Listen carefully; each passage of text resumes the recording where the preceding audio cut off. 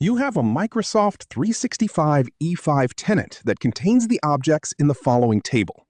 The table shows two columns, name and type. Row 1, Project 1, Microsoft Teams Team. Row 2, Sales, Microsoft Teams Channel. Row 3, User 1, User. You need to restore a Microsoft Word document deleted from the Sales channel by User 1. From where can the document be restored, and for how long is it retained if it is not restored? The options are: Option A, the recycle bin of the SharePoint site associated with Project 1. Option B, the recycle bin of the SharePoint site associated with Sales.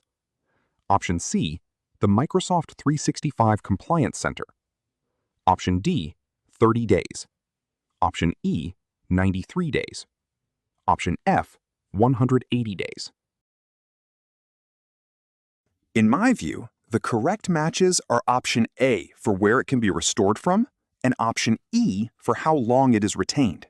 This is because files shared in Microsoft Teams channels are stored in the SharePoint site associated with the parent team, which in this case is Project 1, rather than a separate site for the channel itself.